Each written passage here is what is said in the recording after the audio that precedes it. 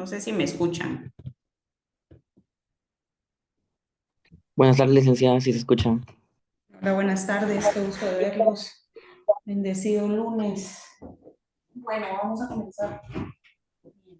De una vez así vamos avanzando en los temas. La semana pasada estábamos platicando sobre los recursos públicos y se recuerdan que en el pizarrón les ponía pues una gran palabra que es la que vamos a utilizar. Les había hecho mención para esta parte del curso, ¿verdad? Para el segundo parcial. Y es el tema de los ingresos públicos, ¿verdad? No les he subido todavía eh, los folletos de ingresos públicos. Espero mañana estárselos subiendo. Lo que sí les había adelantado es que íbamos a tratar la ley de la Superintendencia de Administración Tributaria, la ley del presupuesto, ¿verdad? Y si no estoy mal, ley de la Contraloría General de Cuentas. Seguramente también vamos a ver algunos rasgos muy pequeños, pero algunos artículos, por lo menos creo que hasta el artículo 14 del Código Tributario, por si lo pueden ir leyendo. Entonces, la semana pasada veíamos tres casos relacionados con la ley de la Superintendencia de Administración Tributaria. Uno referente a los impedimentos, ¿verdad? En el ejercicio del cargo del superintendente y las consecuencias. Otro de los casos será relacionado con el tema de mandato, ¿verdad? De la delegación, ¿sí? De las facultades para la firma de un contrato. Y el otro de los casos era un recurso, ¿verdad? El recurso que se interpone derivado de una resolución de la jefa de asuntos jurídicos de la Superintendencia de Administración Tributaria. Entonces yo les hacía mención a ustedes de que para este tema, pues claro está, nosotros vamos a hacer eh, un análisis de diversa normativa y entonces que sí era muy importante, y se los decía yo desde el inicio del curso, que ustedes tengan más o menos claro su derecho administrativo, su derecho civil, ¿verdad? Para que la terminología pues sea muchísimo más fácil de aplicar. Ejemplo, el tema de los mandatos. En el tema del caso de los mandatos, pudiéramos haber consignado qué tipo de mandato debiera de otorgar. Ejemplo, ¿verdad? Entonces, sin más, nos vamos a ir al tema de los recursos públicos que les mencionaba, ¿verdad? Creo que este tema todavía no lo habíamos abordado.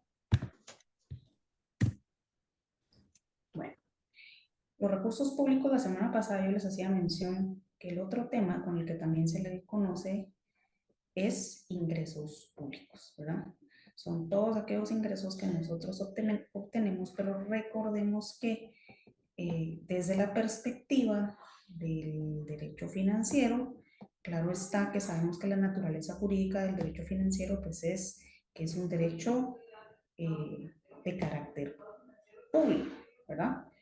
En ese sentido, entonces los ingresos públicos vienen a ser los ingresos que obtiene el Estado, ¿verdad? También denominados recursos públicos. Entonces, si en el examen ustedes ven la palabra recurso, porque puede ser que lo tomemos como recursos públicos, ¿cuál es la clasificación de los recursos públicos? O de los ingresos públicos, vienen a ser lo mismo, solo para que ustedes lo tengan en consideración y que sepan pues que es un sinónimo nada más, ¿verdad? Uno y otro son lo mismo. Para esto pues existen, como en todo lo que vemos, diversas definiciones. Y yo siempre les he dicho, cuando tengamos algún folleto, cuando tengamos algún contenido, es importante que ustedes realmente sepan los elementos, ¿verdad? Ustedes pueden hacer una definición propia. No necesito que me consignen, bueno, para Carlos Giuliani, ¿verdad? Porque a veces sucede. A mí me pasaba, no sé si a ustedes ha pasado, pero cuando yo estudiaba recuerdo que habían algunos catedráticos que nos decían, de la definición de Héctor Villegas, ejemplo, sobre qué es el derecho, ¿verdad? Entonces, posiblemente uno tenía que aprenderse las cosas a memoria. Y si no, pues estaba mal. Ahora bien, mi objetivo, yo siempre se los he dicho, no es que ustedes aprendan las cosas a memoria, al contrario, lo que necesitamos acá es un análisis de la norma y por eso es que la mayoría de nuestros exámenes o de nuestras clases se basan más en una interpretación que en algo doctrinario. Si bien es cierto, la doctrina nos va a servir de base solo para saber los conceptos básicos, más allá de eso, pues tenemos la normativa. Entonces, en el tema de los ingresos o de los recursos públicos, nosotros tenemos diversas definiciones. En el folleto igual ustedes se van a dar cuenta que van a tener más opciones, pero una definición bastante sencilla es esta que tienen en pantalla, que menciona son los ingresos que obtiene el Estado, preferentemente en dinero, para la atención de las erogaciones determinadas por exigencias administrativas o de índole económico social. Si se dan cuenta, la definición hace mención a erogación. Erogación viene a ser el sinónimo de gasto, ¿verdad? Ahora, los recursos públicos también pueden denominarse como aquellas entradas de dinero que obtiene el Estado y que se utilizan para la atención de los gastos públicos. Como por ejemplo, ¿cuáles pueden ser esos gastos públicos? Recordémonos que aquí hay algo bastante importante y creo que sería prudente que si no lo tienen claro, lo leyeran porque es algo que seguramente vamos a ver para el segundo parcial. Número uno, las necesidades públicas. ¿Qué es una necesidad pública, verdad? Porque vamos a ver que cuando lleguemos al tema del presupuesto, que eso nos va a tocar justo para este parcial, vamos a ver que el presupuesto nace de las necesidades públicas, ¿verdad? Ahora bien, la segunda palabra sumamente importante es los servicios públicos, porque primero existe una necesidad y después existe el cómo podemos satisfacer esa necesidad o solventar esa necesidad, ¿verdad? Para tal efecto, nosotros tenemos entonces servicios públicos, ¿sí? Y esos servicios públicos, si se dan cuenta en esta definición, es sumamente palpable porque dice atención, se utilizan para la atención de los gastos públicos y los servicios, ¿cómo es que se satisfacen? Pues a través del gasto público. ¿Y cuáles pueden ser esos servicios públicos? Educación, salud, seguridad, justicia, transporte público, entre otros. El Estado tiene de distintos recursos que usa para satisfacer las necesidades públicas. Ojo ahí, usa para satisfacer las que necesidades públicas. Derivado de una necesidad, entonces se presta un servicio para la satisfacción, ¿verdad? De esa necesidad. De los cuales los más relevantes son los tributos. ¿A qué se refiere esto? Aquí dentro de nuestros ingresos, yo les había hecho mención la última vez a que tenemos ingresos de carácter tributario y no tributario. Pero la mayor parte de los ingresos proviene de los tributos. Entonces, ¿cuál es la evolución de los recursos públicos según el Estado? Esto lo vamos a ver así como muy, muy por encima, muy someramente. En la época antigua, las diversas necesidades de orden financiero existentes se cubrían a través de las distintas prestaciones que se otorgaban a los súbditos. Porque en aquel entonces pues existía todavía el tema de los esclavos, ¿verdad? Y también de lo que era recabado de los pueblos que eran derrotados en guerras. De hecho, vamos a darnos cuenta cuando veamos los antecedentes de los tributos. Cuando veamos ese antecedente de los tributos, primero nacen como una recompensa a los reyes por las guerras ganadas. Entonces el tributo en aquel entonces era de los esclavos. Cuando salían dos batallones, por así decirlo, de distintos reinos, ¿verdad? Quien ganaba obtenía entonces, se quedaba con los esclavos, se quedaba con las joyas, se quedaba con las armas y esos eran los tributos como tal en ese entonces. Entonces también así provienen los recursos, porque recordemos que los tributos son parte de el gran globo denominado recursos públicos.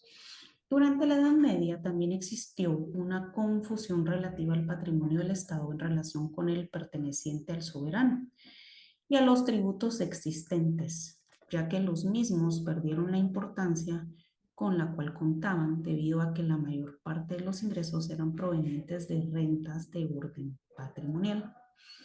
Asimismo, en la Edad Media existieron distintas clases de recursos, como lo son. Estos son, ojo, los recursos o la clasificación de los recursos. ¿En qué época? En la Edad Media. Solo para que me vayan siguiendo, ¿verdad?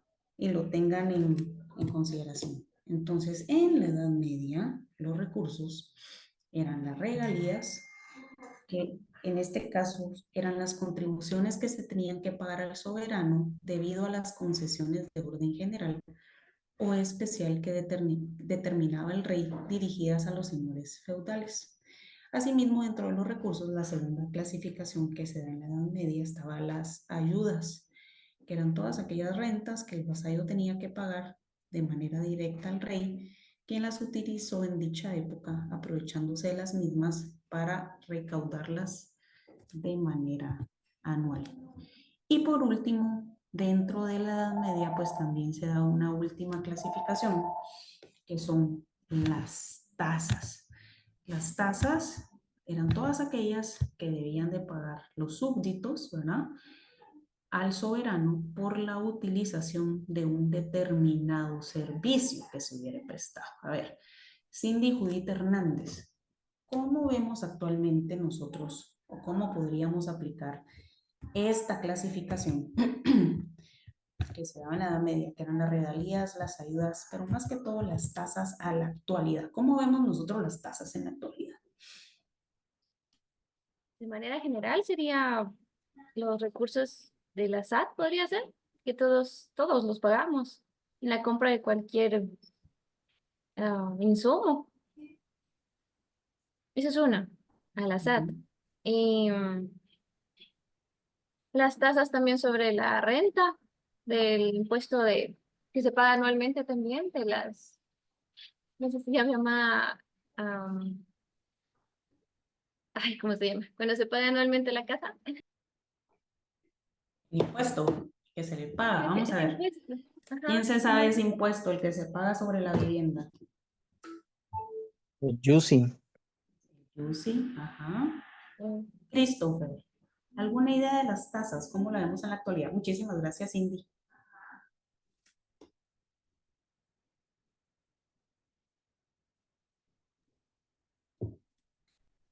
Bueno, Perdón,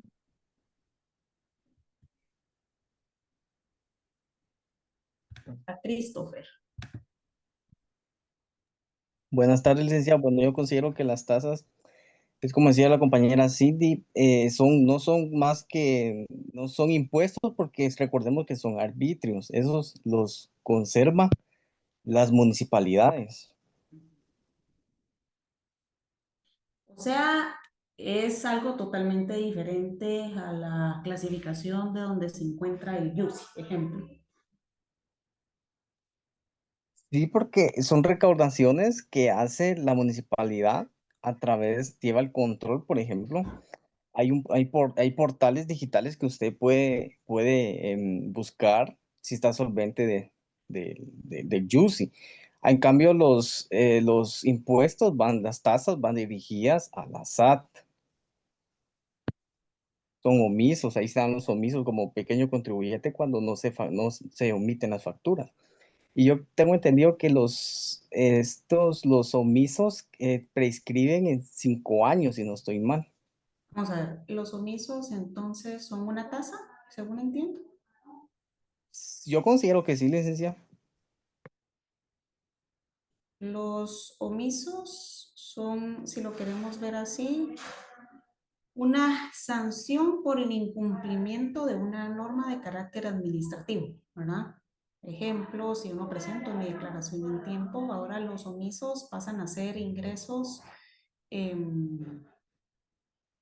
no tributarios, porque son de carácter privativo dentro, pero eso lo vamos a ver más adelante, pero muchísimas gracias ahí por la anotación.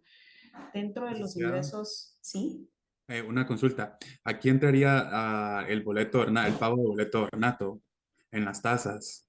totalmente, sí, sí. Igual que el agua potable, es una tasa que pagamos por el servicio, ¿no? Sí, exactamente. Para los que reciben agua, que no tienen pozo propio, las residenciales y el agua es de la municipal, sí, así es. De hecho, las tasas o también denominadas, de hecho, si lo vemos desde la perspectiva del Código Tributario, el Código Tributario en su clasificación menciona impuestos, tasas, contribuciones especiales y contribuciones por. Y entonces hace relación a que la tasa es toda aquella que recibe la municipalidad, ¿verdad? ¿Y quién las fija entonces? La máxima autoridad de la municipalidad, que es el Consejo Municipal. Pero cuando nosotros nos vamos al Código Municipal, el Código Municipal denomina la tasa y hace como que fuera un símil, aunque la figura internacionalmente vista no es un símil, pero en Guatemala sí pareciera, arbitrio.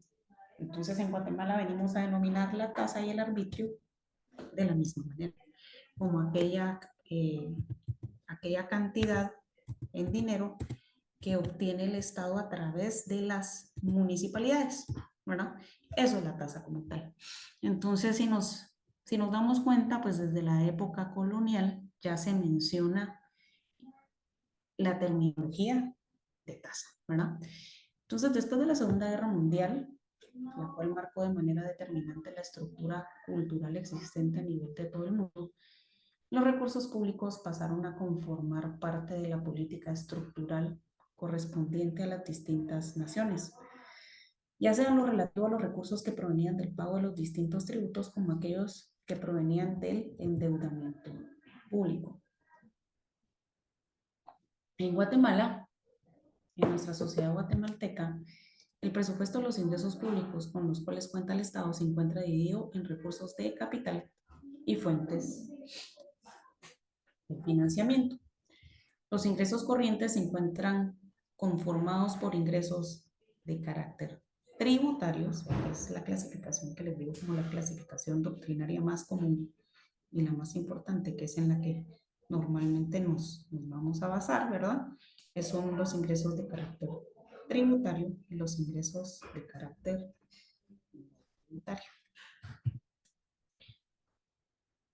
Los ingresos tributarios se encuentran comprendidos por los impuestos, pero si nos vamos más allá, ¿verdad? Nos vamos a un código tributario en su artículo 9, en donde nos clasifica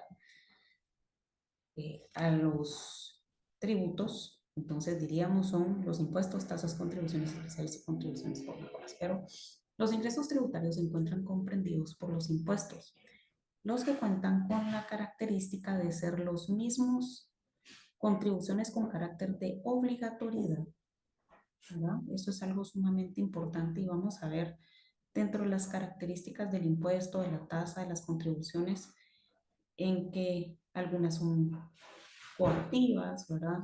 Otras se pagan por un servicio, algunos generan plusvalía, otros generan una contraprestación directa en el pago, ¿verdad? Otras no. Entonces, con la característica de ser los mismos, contribuciones con carácter de obligatoriedad, sin que tengan la opción de una contraprestación. Además, no pueden volverse a recuperar y son originarios de la debida potestad con la cual cuenta el Estado para la imposición de tributos a la comunidad guatemalteca, con el objetivo primordial de la obtención de los recursos financieros suficientes para el efectivo cumplimiento de los fines que debe llevar a cabo. También incluyen los intereses, así como las multas, porque vamos a ver que la falta de pago genera intereses, recargos, multas, según el artículo 5 del Código Tributario, y deben de estar contenidas en una ley de carácter ordinario.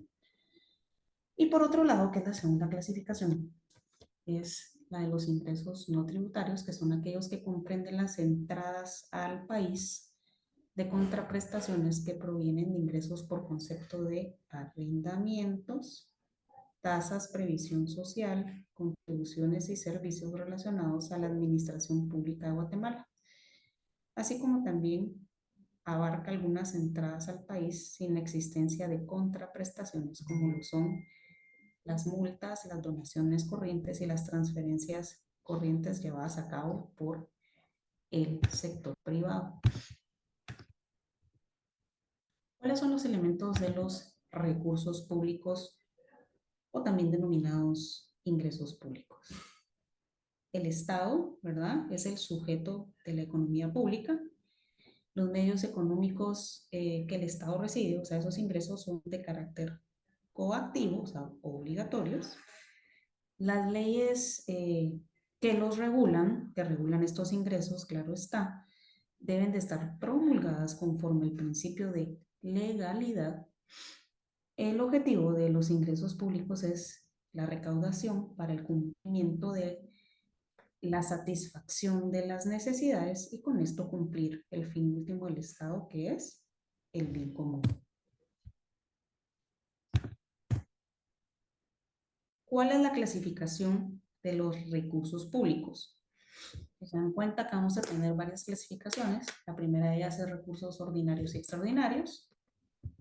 La segunda son recursos originarios y derivados. La tercera es recursos corrientes y de capital. La cuarta es recursos provenientes de liberalidades de los particulares o de otros estados. Y recursos provenientes de sanciones patrimoniales, para que tengan en consideración que vamos a tener 5 divisiones. Entonces, la primera de ellas, que es los recursos de carácter ordinario y los de carácter extraordinario.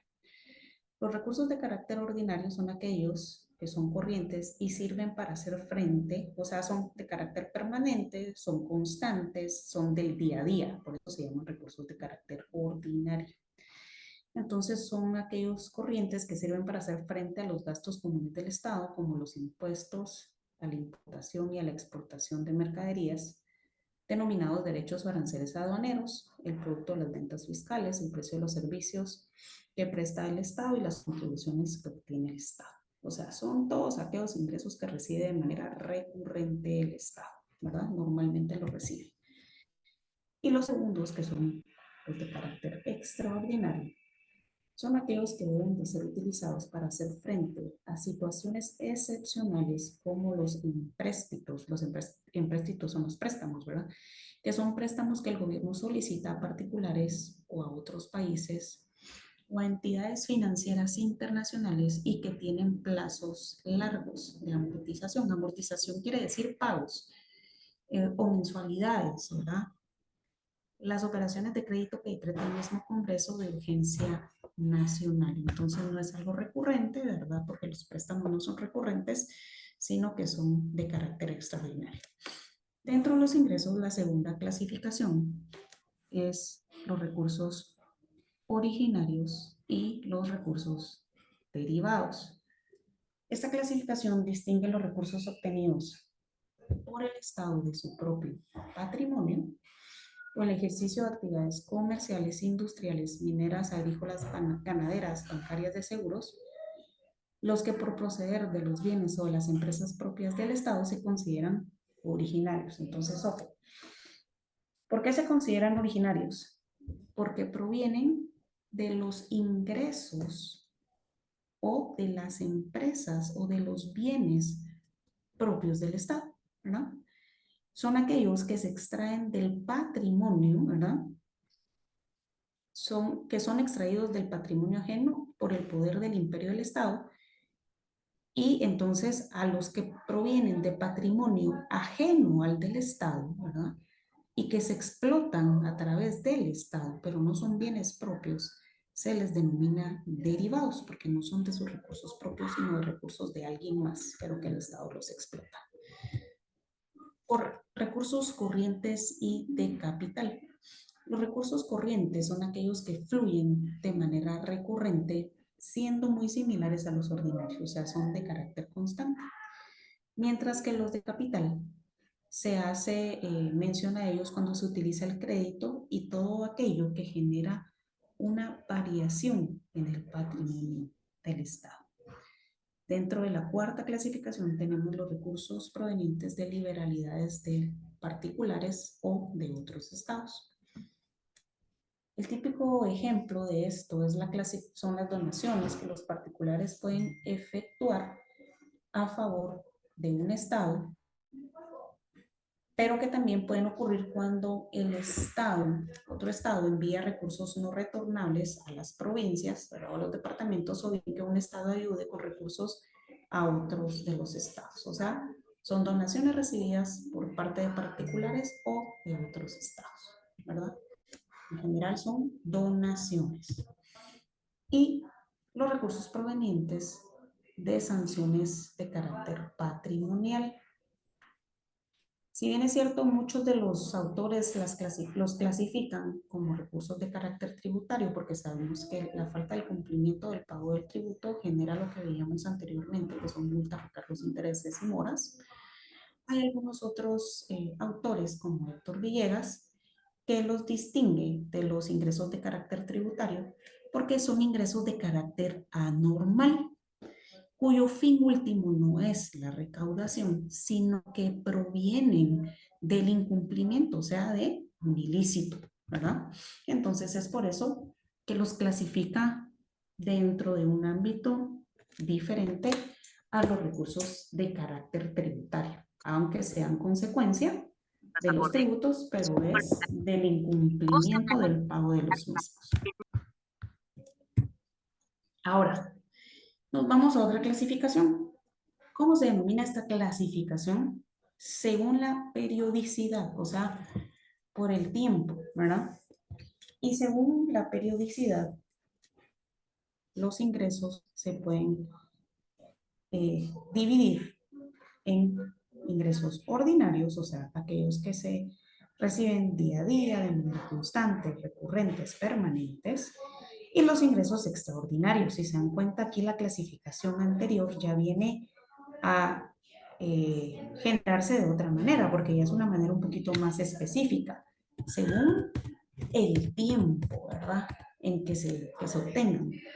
Ordinarios los obtengo siempre, y extraordinarios los obtengo de manera eventual. Según el ordenamiento jurídico que lo regula, esta es otra clasificación: ingresos de derecho público e ingresos de derecho privado. Ingresos de derecho público son todos los tributos, la deuda pública, mientras que derecho privado son los que se obtienen por la explotación del patrimonio del Estado. Según los institutos jurídicos de los que derivan, esta es otra clasificación, tenemos los ingresos tributarios, ingresos patrimoniales, ingresos monopolísticos e ingresos de carácter crediticio. Y yo la última vez les hice mención en que había una clasificación bastante extensa, que es la clasificación que viene a ser un poquito más detallada del manual de clasificación presupuestaria. Y esta pues los clasifica los ingresos tributarios, los clasifican impuestos directos e indirectos, los ingresos no tributarios los clasifican en derechos, tasas, contribuciones por mejoras, arrendamiento de edificios, equipo e instalaciones, así como multas, intereses por mora y otros ingresos de carácter no tributario. Y si se dan cuenta, el manual de clasificación presupuestaria todavía hace una clasificación muchísimo más extensa, ¿verdad? Y dentro de esta clasificación, pues agrega contribuciones a la seguridad y previsión social, dentro de la clasificación de los ingresos, claro está, venta de bienes y servicios de la administración pública, ingresos de operación, rentas de la propiedad, transferencias corrientes, transferencias de capital, recursos propios de capital, venta de títulos y valores, venta de acciones y participaciones de capital, recuperación de préstamos a corto plazo, recuperación de préstamos a largo plazo, disminución de otros activos financieros, endeudamiento público interno, endeudamiento público externo, incremento de otros pasivos, incremento del patrimonio. Esta es la clasificación que utiliza, si se dan cuenta, el manual de clasificación presupuestaria, que es una clasificación bastante extensa de los ingresos públicos. Ya los pone a detalle. Ahora bien, las finanzas públicas, para las finanzas públicas per se, también hay una clasificación de los ingresos o de los recursos públicos. Y dentro de ellas están los recursos que provienen de actividades del Estado. Dentro de esta clasificación podemos dividirla en los producidos por bienes de dominio público y privado. Y estos son los bienes que posee el Estado para que puedan ser disfrutados por la sociedad. Ejemplo, todas aquellas contribuciones que reciben por entrar a los parques ecológicos, ¿verdad? A las áreas protegidas, a los mares, a las ruinas arqueológicas, y también los producidos por bienes del Estado, que son todos aquellos bienes que, si bien es cierto, no están destinados para todos, pero que el Estado recibe por otorgar concesiones, ingresos. Entonces, esto es para todas aquellas áreas que están a la orilla de los mares, que el Estado, en las que al Estado se le paga concesiones, ¿verdad? Para las minas, para los ferrocarriles. Tenemos otra clasificación según las finanzas públicas. Está la clasificación de superávit de las empresas públicas. Esto quiere decir cuando hay ingresos por demasía, ¿verdad? Y son empresas que pertenecían al Estado y que fueron privatizadas. Ejemplo, la telefonía. Anteriormente era Guatel, después pasó a ser Telway y ahora pasó a ser Claro, y bueno, sucesivamente ha ido cambiando, ¿verdad? Pero son empresas que en sus inicios eran de carácter estatal y que fueron vendidas, ¿verdad? Para volverse de carácter privado. Y las transferencias de capital. También tenemos los recursos provenientes del ejercicio de poderes inherentes a su soberanía que permiten al Estado obtener ingresos de carácter ordinario. Se caracterizan por ser establecidos por ley y ellos pueden ser los recursos tributarios, no tributarios, el crédito público y la emisión de la moneda. Dentro de los ingresos, también dentro de la clasificación según las finanzas públicas, tenemos los ingresos accesorios. Dentro de esto tenemos la privatización y la venta de bienes muebles e inmuebles.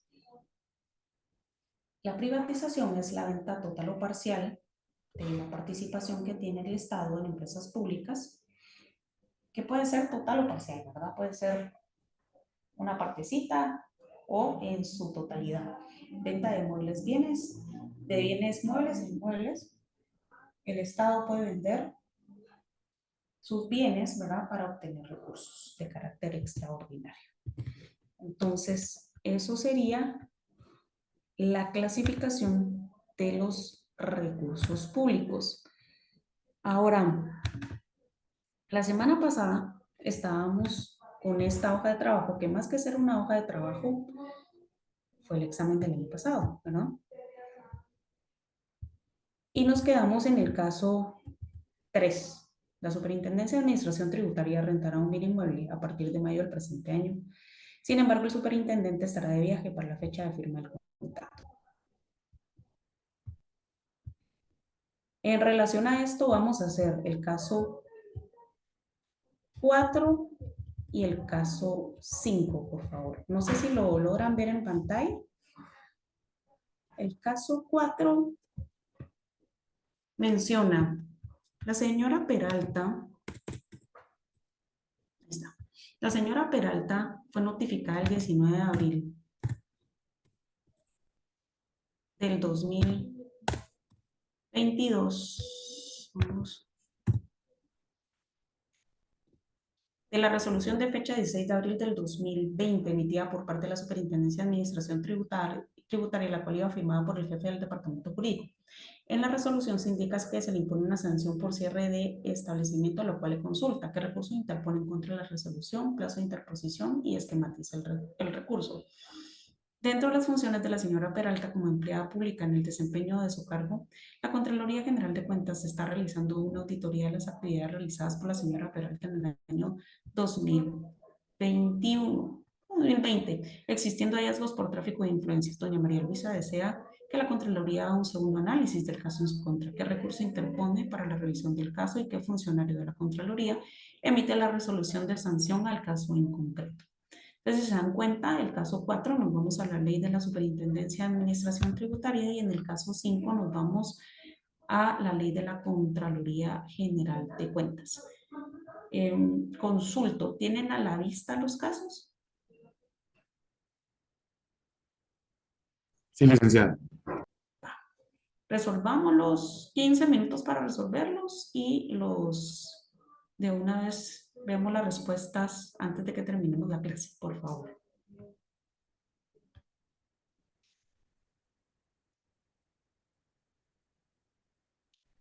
Michelle Cuel, la primera, por favor.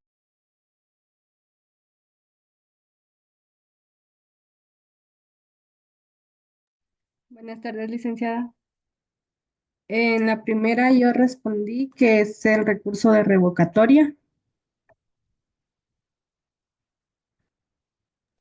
¿Por qué es el de revocatoria? Porque como habíamos visto en la clase anterior que el recurso de revocatoria se interpone ante una, una resolución que haya sido dictada por en este caso sería por por el departamento jurídico. Entonces él pues está sujeto a una autoridad máxima, entonces se interpondría el recurso de revocatoria. Ok, dentro de este caso también había una segunda respuesta. ¿Cuál es la respuesta? El plazo de interposición que es de 5 días.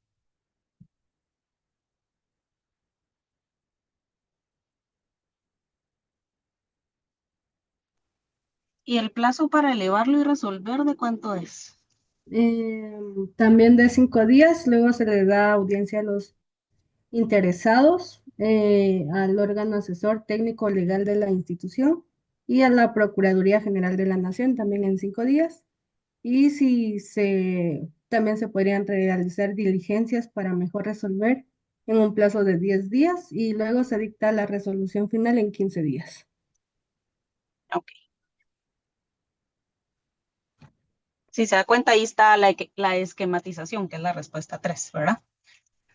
Flor Morales, el segundo caso que tenía que ver con la ley de la Contraloría para la revisión, ¿qué recursos interpone? La primera y la segunda respuesta, porfa. Si quiere, leamos el caso y decimos las dos respuestas. Ok, licenciada. Ahorita le leo el caso.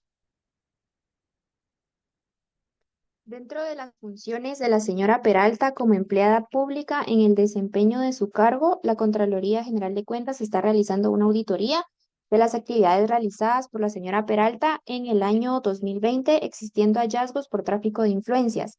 Doña María Luisa desea que la Contraloría haga un segundo análisis del caso en su contra. A, ¿qué recurso interpondría para la revisión del caso? Yo coloqué que el recurso de revocatoria y qué funcionario de la Contraloría emite la resolución de sanción al caso en concreto. Yo leí el artículo 16, literal E, de la ley de la Contraloría, en donde establece que que establece que el subcontralor de probidad es el encargado de las investigaciones en caso de tráfico de influencias y él emite la resolución. Ok, Madeline, la primera respuesta, ¿qué colocó? También coloqué el recurso de revocatoria. ¿Alguien colocó algo diferente al recurso de revocatoria? La contrarrevisión del artículo 8. Ajá, que establece el artículo 8. Vámonos a la contrarrevisión.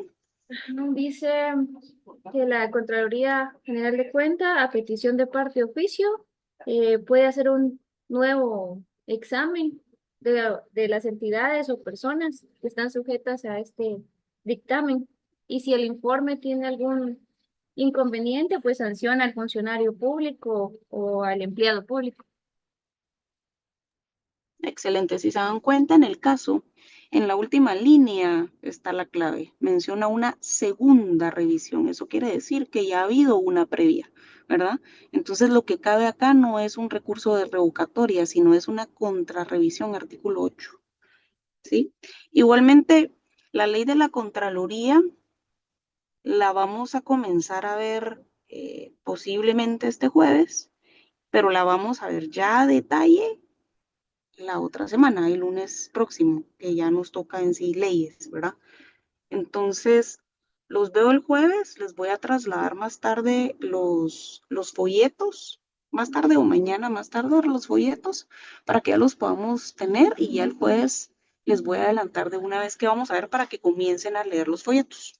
Que pasen bendecido inicio de semana, qué bueno volverlos a ver. Hasta pronto. Hasta pronto, licenciada. Gracias, licenciada. Buenas tardes. Buenas tardes.